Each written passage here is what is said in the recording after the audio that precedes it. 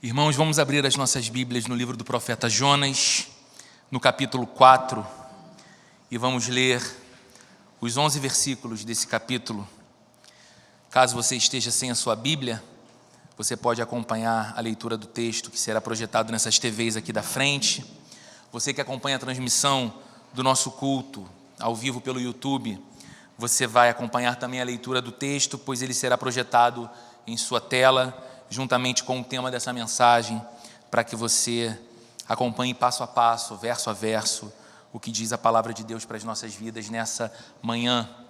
Hoje nós encerramos essa série, baseada no livro do profeta Jonas, as profundezas da graça de Deus, e eu espero que os domingos anteriores tenham sido domingos inspiradores para a sua vida, para o seu coração, para a sua jornada com Deus, e que mais do que conhecer sobre Jonas, você possa ter conhecido um pouco mais sobre o Deus de Jonas, que é o nosso Deus, e crescido em semelhança a Ele e na direção dEle. E hoje nós ainda compartilhamos essa porção final do livro do profeta Jonas. Então diz assim a Bíblia no capítulo 4 de Jonas, a partir do verso 1.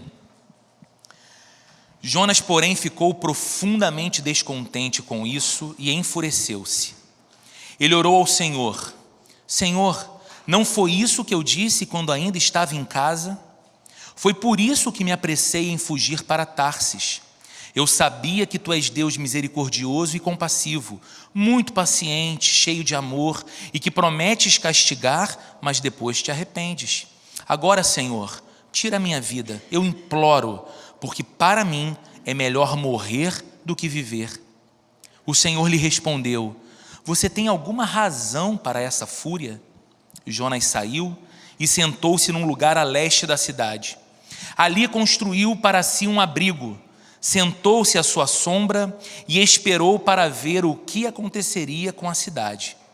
Então o Senhor fez crescer uma planta sobre Jonas, para dar sombra à sua cabeça e livrá-lo do calor, o que deu grande alegria a Jonas. Mas na madrugada do dia seguinte, Deus mandou uma lagarta atacar a planta e ela secou-se. Ao nascer do sol, Deus trouxe um vento oriental muito quente e o sol bateu na cabeça de Jonas ao ponto de ele quase desmaiar.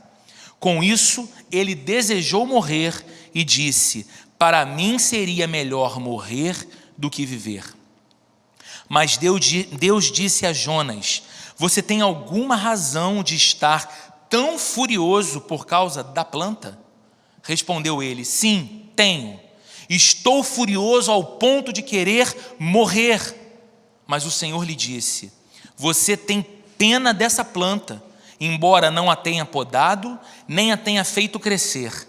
Ela nasceu numa noite e numa noite morreu. Contudo, Nínive tem mais de 120.000 pessoas que não sabem nem distinguir a mão direita da esquerda, além de muitos rebanhos. Não deveria eu ter pena dessa grande cidade? Senhor, é a tua palavra. E mais uma vez, Senhor, o que nós confessamos é que precisamos muito, totalmente, do Senhor. Eu preciso de Ti, Senhor, para pregar.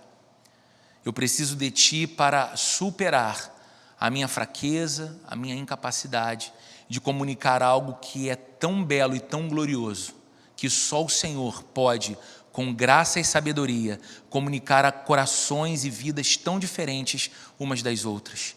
E os meus irmãos, Senhor, que ouvem a mensagem, assentados nesse auditório ou em qualquer outro lugar em que essa mensagem chegue, precisam, Senhor, desesperadamente da intervenção do Teu Espírito, para que a pregação seja mais do que alguns minutos de mensagem, simples oratória, mas que seja poder dos céus, trazendo impacto real, transformação real, vida espiritual real para dentro de nós. Só o Teu Espírito Santo pode gerar a certeza de que ouvimos a Tua voz nesse lugar, nessa manhã. Por isso, Deus vivo, troveja dos céus no mais profundo de nossa alma e nos comunica a Tua verdade eterna. Essa é a nossa oração, em nome de Jesus.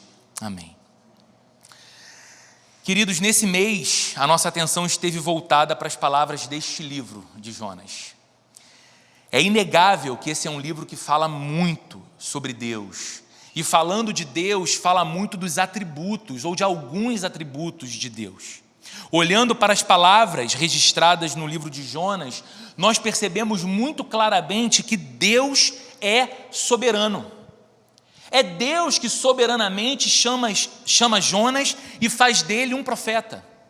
É Deus que soberanamente diz para Jonas qual a mensagem que ele deveria pregar e onde ele deveria ir para pregar aquela mensagem.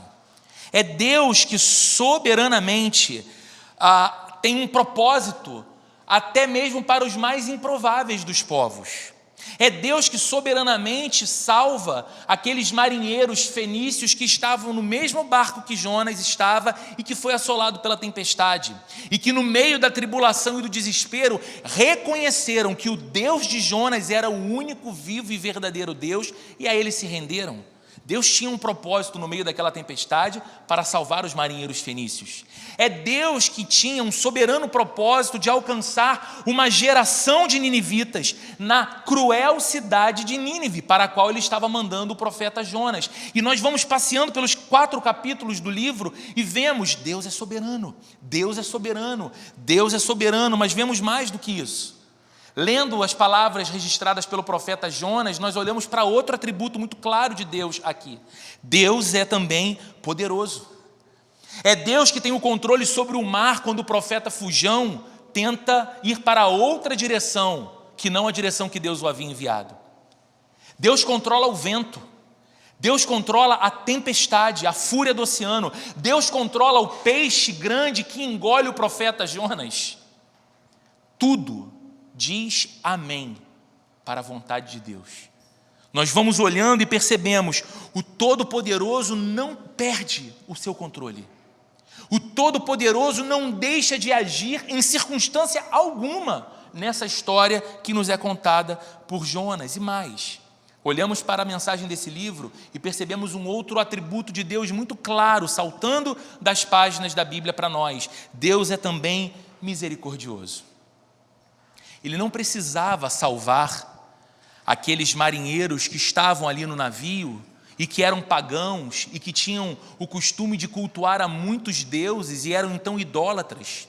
Deus não tinha necessidade alguma de expressar misericórdia deles. Deus quis ser misericordioso com aquela gente e usou a circunstância terrível da experiência de quase morte para salvar aquelas pessoas. No outro capítulo, o capítulo 2, Deus tem misericórdia do próprio profeta rebelde, que conhece a Deus, que ama a Deus, que é um mensageiro de Deus, mas que quando ouve de Deus algo que ele não gostaria de ouvir e recebe de Deus uma missão que ele não queria obedecer, decide fugir da presença de Deus. E Deus não tinha nenhuma necessidade de ter misericórdia do profeta. Deus podia puni-lo. Como assim você que me conhece? Como assim você que sabe do meu poder? Como assim você que sabe que eu sou santo e justo? Vai se opor à minha vontade? Só que Deus tem misericórdia e poupa a vida do profeta. O salva da morte. No capítulo 3, Deus poupa e usa de grande misericórdia com uma cidade inteira que é descrita pela Bíblia como cruel e violenta, cuja maldade incomodava profundamente ao santo e eterno Deus. E Deus, que inclusive diz que aquela maldade era passível de castigo dos céus, a destruição de Nínive, decide ser misericordioso quando essa cidade se arrepende. É incrível perceber isso. Deus é misericordioso, Deus é poderoso, Deus é soberano, mas ainda assim nós não podemos reduzir o conteúdo do livro de Jonas, entendendo que ele apenas nos fala de Deus e nos conta a história do profeta Jonas. Nós olhamos para todos os movimentos de Jonas aqui, e nós olhamos para todos os sentimentos que visitaram Jonas aqui nesse livro, e nós precisamos inevitavelmente parafrasear a música do Roberto Carlos e dizer: esse cara sou eu. Esse cara sou eu, Jonas sou eu. E caso isso ainda não tenha ficado assim tão claro para você, eu te convido hoje a considerar com atenção as palavras desse quarto e último capítulo do livro de Jonas. Então, só para a gente se localizar, e talvez para você que não conheça tanto a mensagem do livro de Jonas, não esteja tão familiarizado com essa história, um brevíssimo resumo para você chegar juntamente conosco aqui nesse capítulo 4. Jonas, esse profeta, tinha muitas boas razões para não ir para Nínive, a cidade que Deus o havia enviado para pregar a sua mensagem contra aquela cidade. Nínive era habitada pelos assírios, era uma região da Assíria. E a Assíria despontava naquela época como um poder dominante, um poder mundial dominante, político, militar, econômico. Eles estavam em constante guerra com outras nações e muito frequentemente venciam essas guerras e tomavam seus territórios. A Assíria tinha um plano de dominação mundial, global naquela época. E é claro que Jonas olhava para aquela nação poderosa e falava, ela é uma ameaça. Porque assim como agora ela está em guerra contra o Egito, ela vai vir e vai jantar facilmente Israel. Nós não temos exército para enfrentá-los, nós não temos armas para enfrentá-los, nós não temos gente suficiente para enfrentá-los, vai ser fácil demais que eles nos dominem. Além disso, Jonas sabia que os assírios eram cruéis, violentos e religiosamente idólatras. Então pense, um profeta de Iavé, o Todo-Poderoso Deus, Criador de todas as coisas, que tinha uma aliança com seu povo, é enviado então para uma cidade onde as pessoas não reconheciam o Deus de Jonas. Não o amavam, não o adoravam, não o honravam e em afronta a ele tinham altares para diversas outras divindades. Isso incomodava o coração de Jonas e eles já tinham uma história recente de inimizade e de combate. Então, a Assíria era inimiga declarada da nação de Israel. Eram bons motivos para Jonas falar, Senhor, lá não, lá eu não quero ir. Jonas não considerava que os assírios eram merecedores do perdão de Deus. Jonas não considerava que os assírios eram merecedores da salvação de Deus. E ele não queria, então, ser um instrumento da misericórdia de Deus para essas pessoas. Só que era justamente isso que Deus estava pedindo dele. Você vai ser um instrumento da minha misericórdia para os ninivitas, para os assírios que vivem ali. Mas em vez de viajar 800 quilômetros de Jerusalém a Nínive, Jonas decide pegar um barco com destino a Tarsis, 1.200 quilômetros na direção oposta de Nínive. Ele queria fugir mesmo, ele queria ir para longe mesmo. Só que Deus envia uma tempestade, aquela embarcação controlada por marinheiros experientes fica completamente à deriva. Os navegadores entram em desespero, vão aliviando a carga, vão clamando cada um ao seu Deus, nada dá jeito. Descobrem então que o problema era Jonas, um profeta do Deus vivo, criador do mar, da terra e dos céus, e que estava fugindo de Deus e da vontade de Deus e era o causador daquela tormenta toda. Então, a pedido do próprio Jonas, lançam ele no mar. E Jonas é lançado então no mar e enquanto afunda, ele sente toda a angústia da morte. Nós vimos isso no verso 3, no capítulo 3, perdão. Jonas narrando como ele percebeu que as portas do Sheol, o lugar dos mortos, estava se abrindo para recebê-lo. Não havia mais esperança. Deus o baniu de sua presença, era como Jonas se sentia, mas Deus o poupa. Ele é engolido por um enorme peixe e 3 dias depois é vomitado por esse peixe no continente outra vez. Assim, Deus o coloca de volta nos trilhos para Nínive e, enfim, Jonas segue o seu destino. Eu vou fazer a vontade de Deus. Acontece que cumprir a vontade de Deus não fez Jonas celebrar a sua missão. Eu vou obedecer. Me alegrar são outros 500. Eu vou fazer o que o Senhor quer, Deus. O Senhor é poderoso, soberano e minha vida é sua. Mas ficar feliz com o que o Senhor quer é uma outra história. Isso fica claro para nós pelo tom da pregação de Jonas em Nínive. Parece que ele não queria que ninguém acreditasse na sua advertência. Ele entrava na cidade dizendo, em 40 dias Nínive será destruída. E tudo que ele queria era que as pessoas dessem de ombros para ele. Vai nada.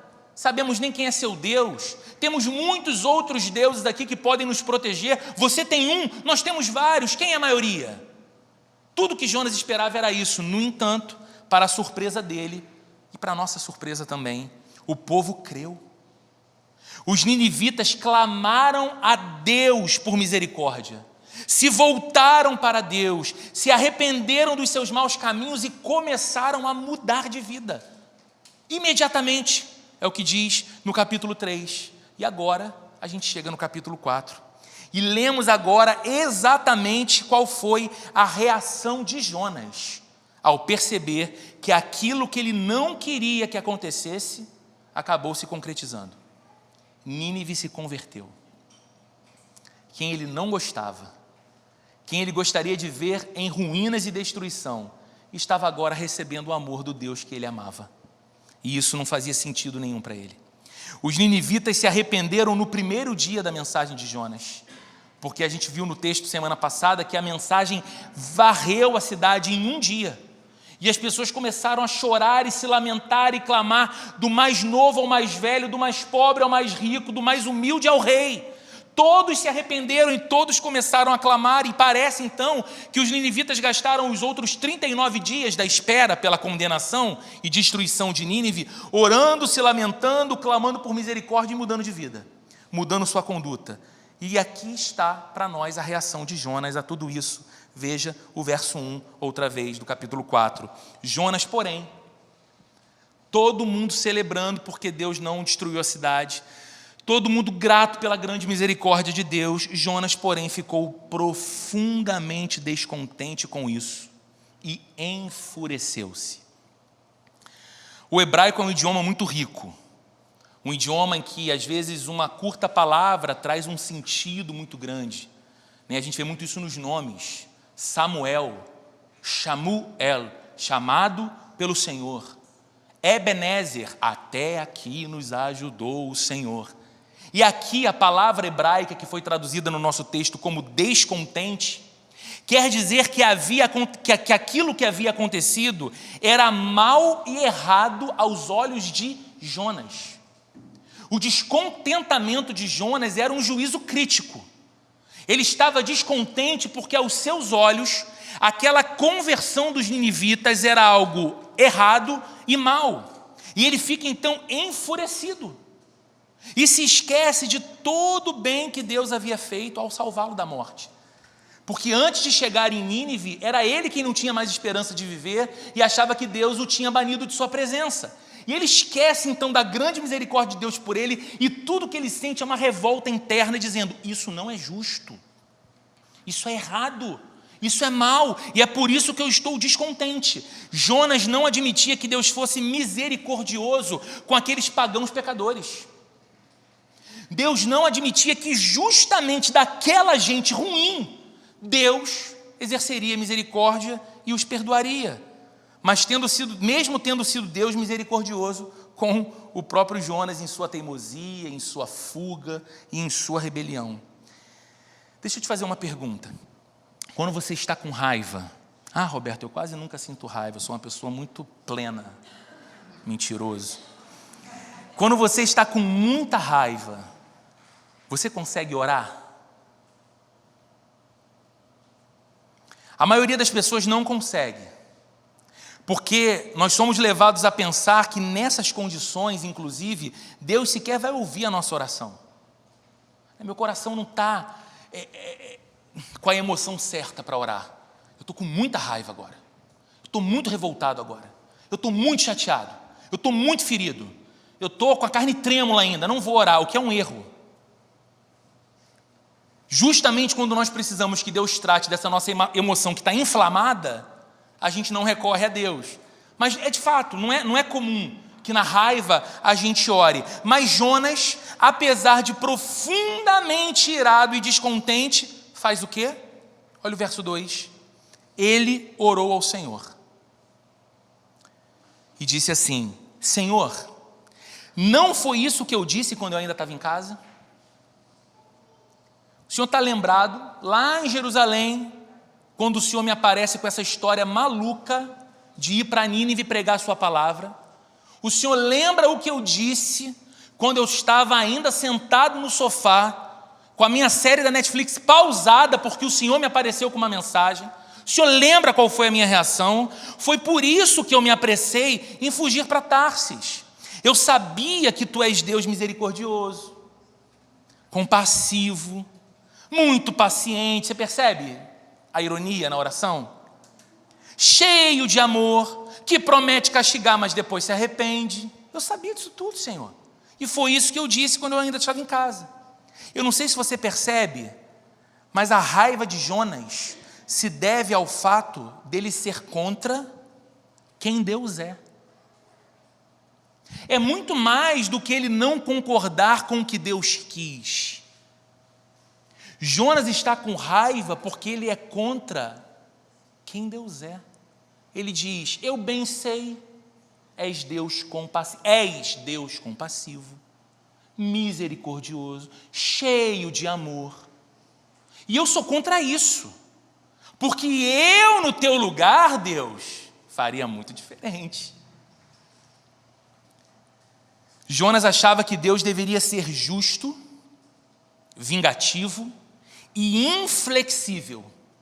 E sendo justo, vingativo e inflexível, ele deveria castigar sem compaixão aqueles ímpios que não tinham nenhuma compaixão. No entanto, quando Deus se mostra compassivo, amoroso, misericordioso e perdoador, o profeta fica totalmente irado e diz para Deus: foi por isso que eu fugi depressa para Tarsis. Foi por essa tua previsível misericórdia. É por saber que o Senhor é assim que eu fugi. E aí no verso 3, olha o que ele diz: agora, Senhor, tira a minha vida. Eu imploro, tira a minha vida, porque para mim é melhor morrer do que viver. É interessante, Jonas demonstra que não consegue encontrar mais razões para viver. É como se ele aqui estivesse dizendo: o Senhor perdoa quem quer, o Senhor faz as coisas do jeito que quer, mas meu CPF aqui, eu não concordo com a mensagem que o Senhor quer que eu pregue. E vai me desculpar, Deus, eu não aceito essa sua misericórdia toda. A única solução para a minha vida agora, então, é morrer. Mas como eu não vou me matar, eu te peço, eu imploro, por favor, faz alguma coisa. Quem dera eu tivesse afundado no mar. O Senhor me salva do jeito espantoso que salvou, para me deixar desse modo assim tão frustrado? Tira a minha vida, Senhor. Eu imploro. Eu não sei se você acha isso, mas essa reação de Jonas é muito familiar. Nos é muito familiar. Sabe por quê? Não são poucas as vezes que nós ficamos irados, achando que a vida é injusta. E não são poucas as vezes que lá dentro a gente fica irado achando que Deus é injusto com a gente. Que Deus trata melhor outras pessoas do que a nós. Que os ímpios são muitas vezes mais abençoados que os servos de Deus. Essa crise é milenar. Os salmistas já registravam nos seus salmos isso, dizendo: eu olho para o ímpio, ele prospera, tudo vai bem para ele. Até quando, Senhor, pouparás o ímpio? Mas será castigador do teu povo? Então, lá no fundo do nosso coração, nós desistimos de viver não objetivamente, como quem diz: Deus me mata, Deus tira a minha vida, porque a vida é injusta e eu acho que o Senhor não tem sido justo comigo. Mas sabe o que a gente mata lá no fundo do coração? Nós desistimos de viver da maneira correta. E nós somos tentados a pensar o seguinte: de que adianta tudo isso?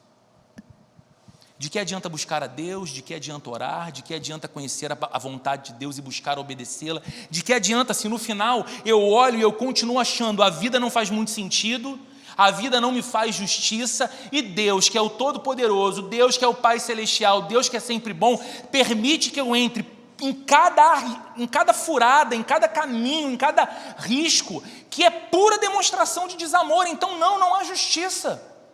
E aí de que vai adiantar eu buscar a Deus e a vontade de Deus? De que vai adiantar eu continuar guardando meu coração? De que vai adiantar eu continuar guardando o meu corpo? De que vai adiantar eu continuar buscando uma vida de santificação a Deus, se tudo que eu percebo é que aqueles que estão ao meu redor e vivem como se Deus sequer existisse, estão alegres, felizes, caminham bem, progridem, prosperam, e a minha vida aqui, tentando temer a Deus, é buraco em cima de buraco.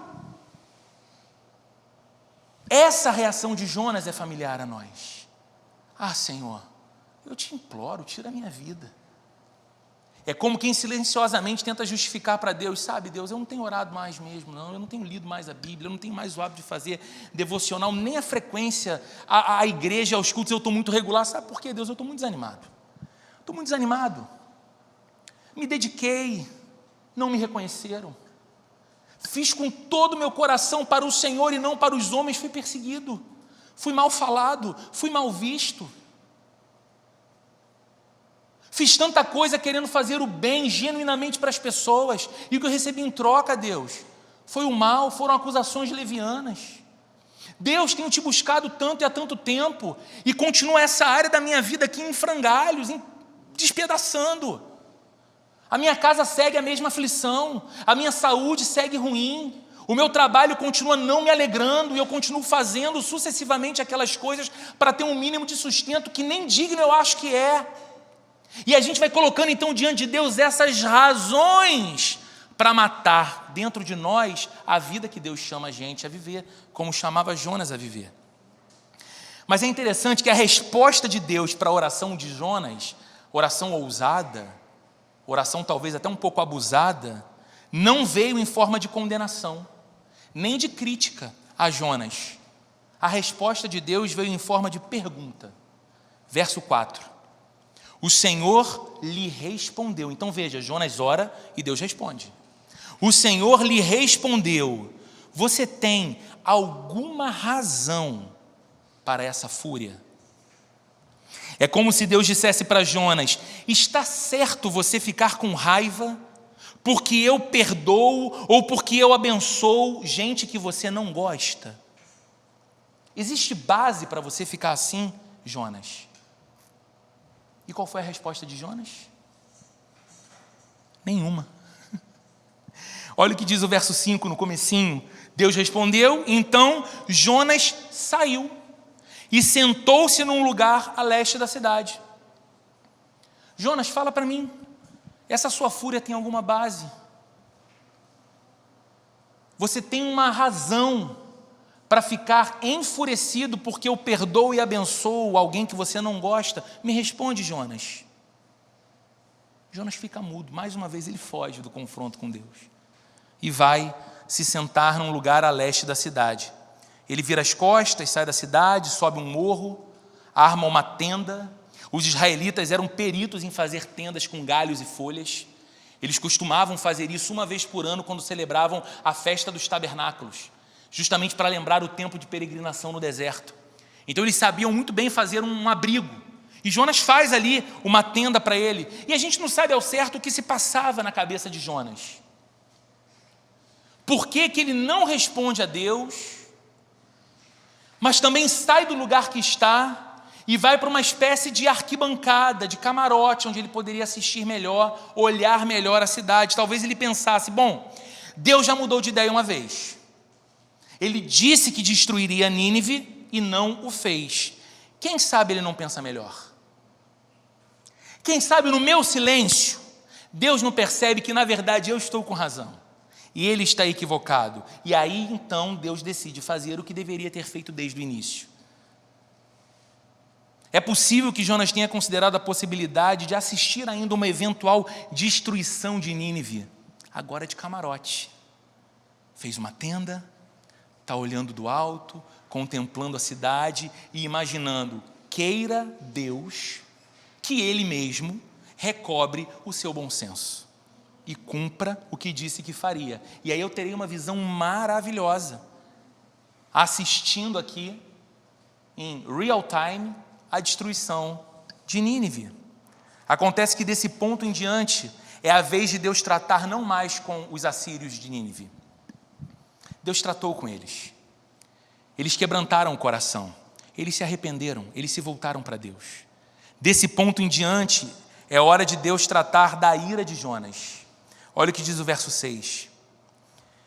Então o Senhor fez crescer uma planta sobre Jonas. No lugar que Jonas estava, Deus faz ali pertinho da tenda dele crescer uma planta grande para dar sombra à sua cabeça e livrá-lo do calor. Olha o que diz o final do verso 6, o que deu grande alegria a Jonas. Quem está escrevendo o livro é o próprio Jonas. Então não é alguém dizendo, eu acho que Jonas se alegrou com aquilo. Não, ele está dizendo, esta planta que Deus fez crescer de modo tão imprevisível e fez sombra para a minha cabeça, me poupando do calor, me deu grande alegria. Deus fez crescer uma planta para abençoar Jonas, pois embora ele tivesse armado uma tenda, a temperatura naquela região era extremamente alta e o calor escaldante, porque se tratava de uma região de semideserto, com poucas plantas. E o texto diz isso para a gente, que aquela planta deu grande alegria para Jonas, e isso é muito irônico, gente, porque ele passou mais uma vez de um extremo para o outro, rapidamente. Eu quero morrer, eu estou alegre. Deus tem misericórdia de mim, me salva. Deus, era melhor eu ter morrido. Ele vai de um extremo ao outro, parece que o tempo todo o coração de Jonas é um turbilhão de emoções. Isso não é parecido com a gente também? Vamos de 0 a 100 tão rápido. De um extremo ao outro tão rápido. Uma outra coisa curiosa, é a primeira e a única vez em que Jonas aparece de fato feliz no livro. Quando Deus poupou os marinheiros do naufrágio, Jonas não pareceu alegre. Até porque Deus poupou os marinheiros, mas Jonas foi para o mar, né? Quando ele é salvo da morte pelo peixe que o engole, a sua oração não expressa muita felicidade. Quando os ninivitas se convertem no capítulo 3, ele fica furioso, não feliz. No entanto, Jonas se alegrou quando uma planta deu a ele algum benefício. Talvez pela primeira vez em muito tempo ele olhasse para a própria vida e dissesse, só agora alguma coisa me beneficiou. Só agora aconteceu alguma coisa que me abençoou, que me trouxe algum benefício. E por que eu disse no começo da mensagem que nós podemos parafrasear a música dizendo, esse cara sou eu? Porque Jonas é o tipo de pecador que eu e você somos. Nós ficamos felizes quando a bênção é para nós, mas sabemos ficar frustrados e irados quando a bênção é para os outros. Quando Deus me abençoa, quando Deus cuida de mim, eu fico extremamente alegre, mas se Deus decide abençoar gente que eu não gosto, eu fico irado na mesma proporção. E lá dentro, escondidinho, tipo Jonas, eu digo assim, Deus não está sendo justo. Não é possível que essa pessoa que fez o que fez, ou que faz o que faz, ou que agiu contra a minha vida da forma que fez, esteja sendo claramente abençoada por Deus, enquanto eu não sou. E ali estava Jonas, feliz da vida com a sua plantinha, feliz da vida. Pela primeira vez em tanto tempo, alguma coisa trouxe alegria para o meu coração, que alívio, esse sol de rachar, e agora aqui na minha tenda eu tenho uma sombra maravilhosa, uma proteção poderosa para o calor. Mas lembre-se, Deus está tratando do coração de Jonas. Ele não está mais agora só salvando Nínive, ele está salvando esse profeta também. Então, olha o que acontece nos versos 7 e 8. Na madrugada do dia seguinte, Deus mandou uma lagarta atacar a planta, e ela secou-se. Ao nascer do sol, Deus trouxe um vento oriental muito quente, e o sol bateu na cabeça de Jonas, ao ponto dele quase desmaiar. Com isso, ele desejou morrer, de um extremo ao outro de novo, e disse, para mim seria melhor morrer do que viver. Ele estava alegre. Talvez Jonas tenha sido o primeiro personagem da história a cunhar o ditado: a alegria de pobre dura pouco. Ele fala: Deus fez crescer uma planta e eu fiquei feliz. Há tanto tempo eu não senti uma alegria tão singela. E agora vem uma lagarta, essa planta seca, o dia amanhece, vem o vento. A Bíblia diz que vem de Deus, mas a sensação de Jonas deve ter vindo do inferno. Um vento quente, e o cara fica ali com a sensação de que vai desmaiar. E ele fala: é melhor morrer. Eu prefiro morrer. Querido, Jonas apresenta aqui o padrão de uma pessoa que não sabe ser contrariada. Uma pessoa que, por não conseguir lidar com a vida, quando as coisas não saem como ela quer, parte para a ira. Tem vontade de desistir. Tem vontade de morrer. A gente vive num tempo e numa geração que tem muita dificuldade de ser contrariada e frustrada. Esses dias um jornalista respondeu a uma enquete no Twitter, e eu estava vendo e achei aquilo curioso. A enquete era assim: diga alguma coisa que naturalmente era aceita pela geração passada, mas que a geração de hoje não pode tolerar. E as pessoas escreviam várias coisas, né? Vários conceitos, várias ideias, e o jornalista foi e escreveu como resposta: não. As pessoas não toleram o não. Não, não vai ser como você quer. Não, a vida não é sobre você. Não, você não é o centro do planeta. Não é. E as pessoas se sentem frustradas com isso. E a reação de Jonas é típica de gente assim, que não sabe lidar com a vida quando ela não corresponde às nossas expectativas. Assim é Jonas.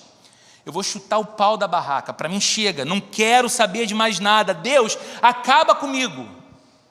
Sim, assim é Jonas. E Jonas somos nós. Iguaizinhos. Muito mais do que nós gostamos de admitir. Não é? Quando Deus frustra a gente. Quando a gente diz: Deus, mas eu orei. Deus, eu fiz o que é certo. E a gente tenta usar a palavra de Deus contra Deus, né? Que Deus, a tua palavra não diz que o Senhor recompensa os fiéis? Eu fiz tudo certinho. E eu apresentei para você, Deus, um plano para a minha vida, mas que era para a sua glória. Está tudo aqui, está tudo certo. Era só abrir essa porta, era só me aprovar nesse concurso, era só fazer o coração daquela pessoa se interessar por mim, era só me permitir aquela mudança, era só me permitir essa viagem, era só, Senhor, me aproximar daquelas pessoas. Todo o resto eu sei que seria abençoado, mas o Senhor disse não. E tudo saiu diferente do que eu imaginava, e o meu castelo ruiu, o meu castelo imaginário ruiu, e agora eu sou um frustrado. Por quê? Porque Deus não fez o que eu quis que Deus fizesse para mim. Verso 9 diz assim, mais uma vez Deus fala com Jonas: mas Deus disse a Jonas: você tem alguma razão para estar tão furioso por causa da planta? Você imagina Jonas tendo que ouvir, Jonas irado, e tendo que ouvir Deus falar com ele assim: deixa eu te perguntar uma coisa, você estava nervosão ali ainda agora porque eu abençoei Nínive, né? Eu salvei Nínive. Agora deixa eu te perguntar, você tem motivo para ficar assim tão furioso agora por causa da planta? Jonas não respondeu na primeira pergunta, certo? Na segunda ele responde: sim, tenho. Imagina ele cruzando o braço assim, fazendo bico para Deus. Tenho motivo sim. Eu estou furioso ao ponto de querer morrer. Isso aqui, queridos, essa resposta é como se Jonas estivesse dizendo para Deus o seguinte: o Senhor tirou tudo que eu tinha. O Senhor destruiu a minha vida. Eu quero lembrar uma coisa para o Senhor. Eu estava feliz em Jerusalém. Eu estava em casa, na sombra, tomando água de coco. O Senhor me apareceu com uma história maluca. E aí eu fugi. Mas o Senhor foi atrás de mim. O Senhor destruiu um navio. O Senhor está lembrado que o Senhor destruiu um navio para ir atrás de mim? Eu passei 3 dias no ventre de um peixe, até ser vomitado por ele. Depois disso, o Senhor me manda viajar 800 quilômetros para pregar para pessoas que não merecem misericórdia e ainda as perdoa. E como se tudo isso não fosse suficiente para ti, o Senhor me dá uma planta só para tirá-la logo em seguida. O Senhor me dá uma planta e logo em seguida tira de mim. O Senhor vai me desculpar, o Senhor parece um Deus sarcástico. Eu estou com muita raiva. Nada mais dá certo na minha vida, então por que continuar vivendo? E aí Deus questiona Jonas outra vez, pela última vez. Versos 10 e 11. Mas o Senhor lhe disse: você tem pena dessa planta, embora não a tenha podado, nem a tenha feito crescer. Essa planta nasceu numa noite e numa noite morreu. Contudo, Nínive tem mais de 120 mil pessoas que não sabem nem distinguir a mão direita da esquerda. São pessoas completamente cegas, Jonas. Elas são ignorantes. Se elas não conseguem distinguir mão esquerda da direita, elas jamais conseguiriam distinguir a minha voz e o meu amor diante das muitas vozes dos seus muitos deuses, Jonas. Além de muitos rebanhos que há lá, não deveria eu ter pena dessa grande cidade?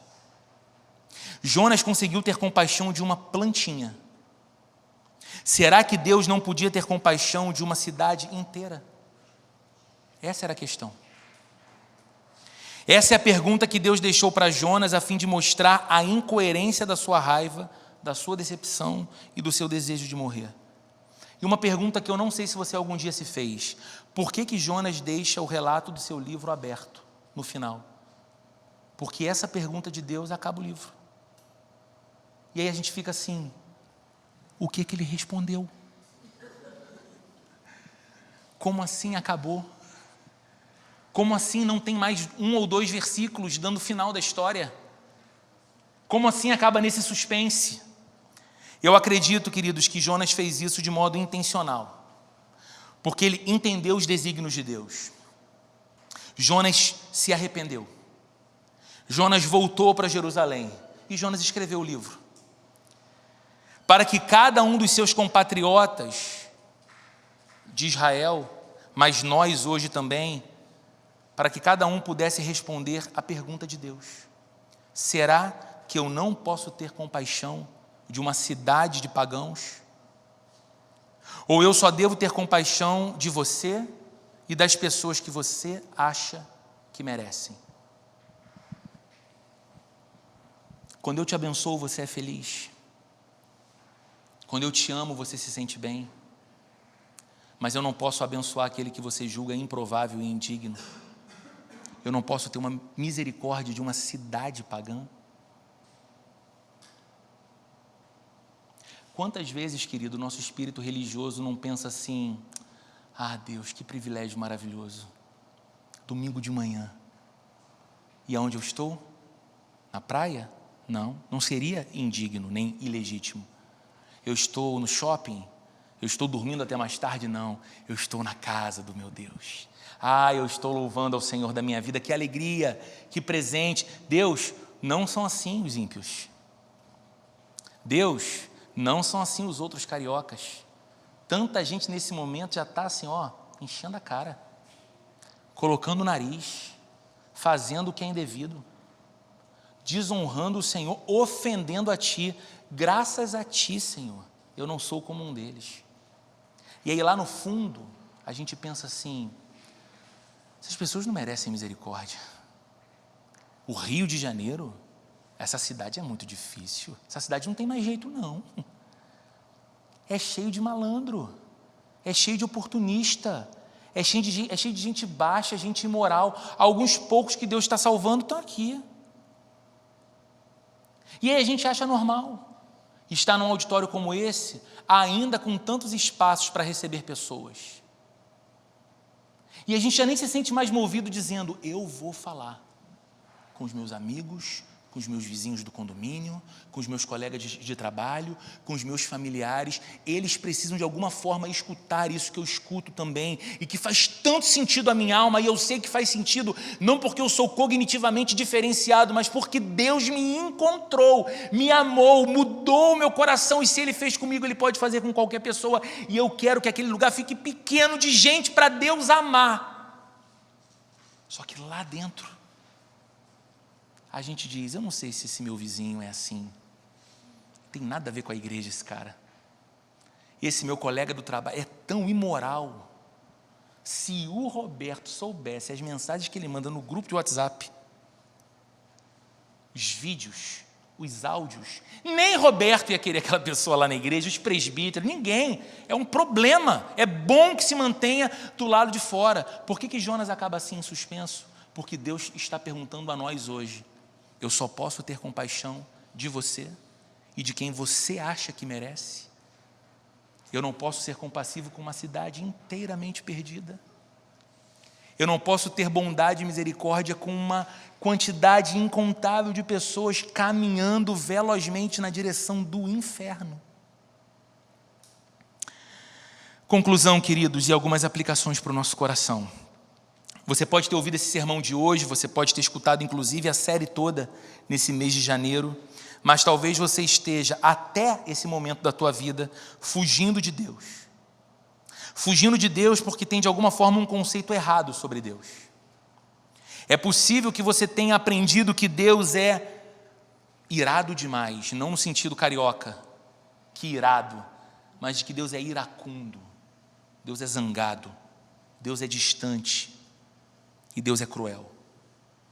O que te faz de alguma forma ter medo de se aproximar dele por ter consciência das coisas erradas que já fez, ou por ter consciência das coisas erradas que ainda faz. E aí você diz, eu não preciso nem da Bíblia para dizer que isso não é certo. Eu sei que isso não é certo, mas de alguma forma é como eu tenho vivido até aqui. Mas Deus não é santo, Deus não é justo, Deus não é irado. Eu tenho medo de me aproximar de Deus, e você fugiu enquanto pôde.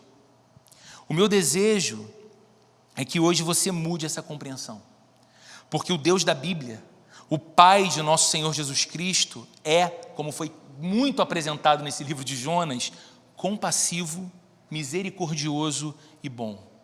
Deus tem prazer em perdoar aqueles que o buscam com o coração quebrantado. Assim como Ele teve misericórdia dos marinheiros, de Jonas, dos ninivitas, Ele continua tendo misericórdia de todo aquele que vai a Ele em verdadeiro arrependimento. Então, não fuja de Deus, corra para Deus. Deus não está esperando você se aproximar dEle para te castigar, se você chegar com o coração quebrantado diante dEle, dizendo, Deus, eu sei que não vivo a vida que deveria viver diante de Ti, mas tem misericórdia de mim e me ajuda. Faz por mim e faz em mim o que eu não consigo fazer com as minhas próprias forças. Deus não vai olhar para você e te castigar, porque você ousadamente, sendo quem é, foi a Ele. Com esse coração quebrantado, Deus vai te abraçar, vai te perdoar e vai transformar a sua vida. Não fuja mais, para de fugir de Deus. Enquanto Jonas fugiu de Deus, Jonas não teve paz. Enquanto Jonas fugiu do propósito de Deus para a sua vida, ele era um errante na vida.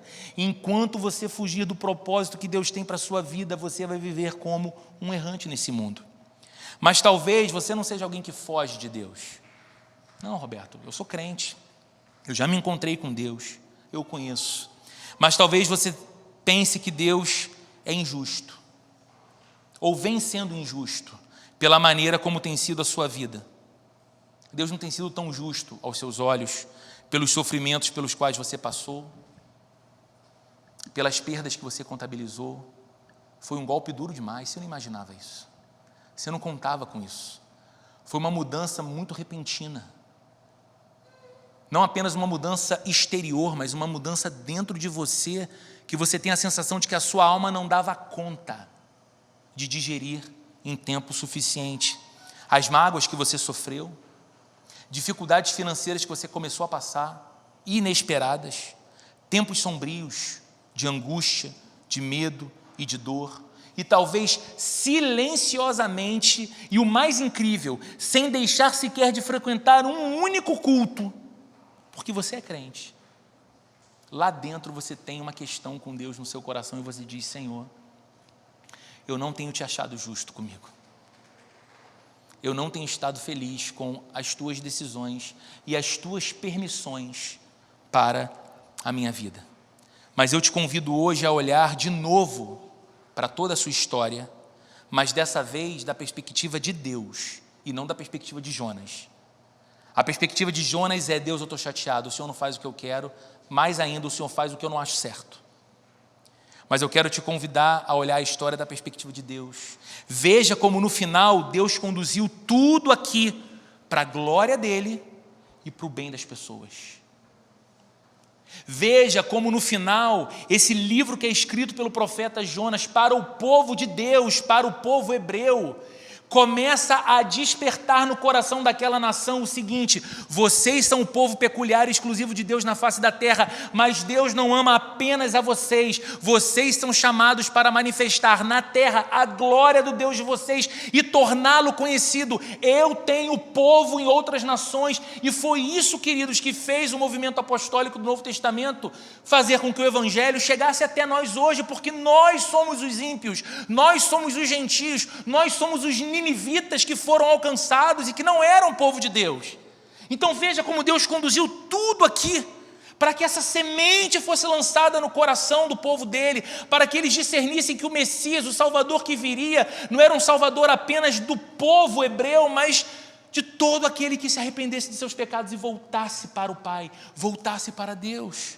Veja a sua história da perspectiva de Deus, e se você é crente, no livro da sua vida, você pode ir até a última página e lembrar que o final é feliz.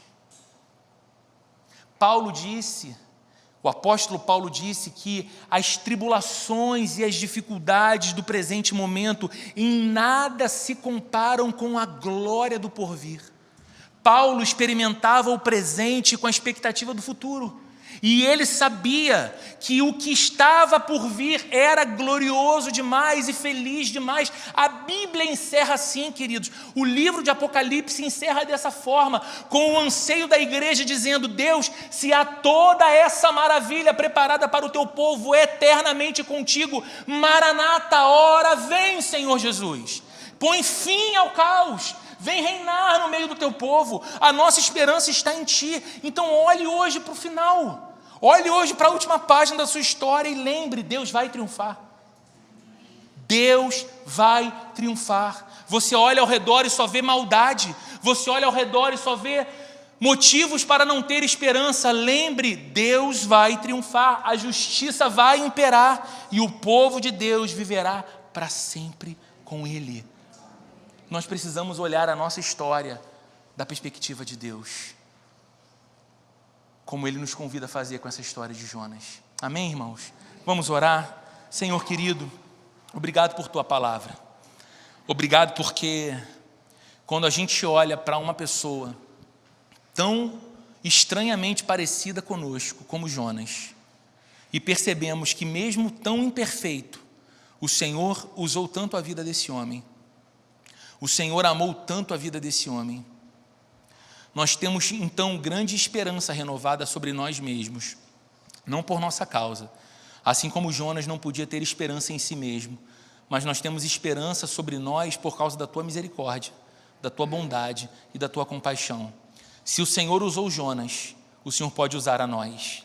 Se o Senhor usou alguém que não queria que um povo estranho conhecesse Tua glória e Seu amor, o Senhor pode usar a cada um de nós aqui, no nosso ambiente de trabalho, nossa escola, nossa faculdade, nosso condomínio, a nossa rua, para que possamos fazer aquele que não tem a capacidade de discernir mão direita da esquerda, como o Senhor diz a respeito do povo de Nínive, possa conhecer a Tua glória através das nossas vidas. Senhor, gera no nosso coração o anseio e a expectativa de ver esse lugar cheio de filhos e filhas de Deus, não apenas aqueles que chegam ao nosso meio tão prontos, porque já te conheciam, que o Senhor os traga também, se essa for a tua vontade, mas que o Senhor traga para o nosso meio aqueles improváveis, aqueles que tinham tudo para que nós olhássemos e disséssemos, não há esperança para esse. Ele não tem nada a ver com Deus. Que sejam esses que o Senhor faça chegar em nosso meio, para que sejam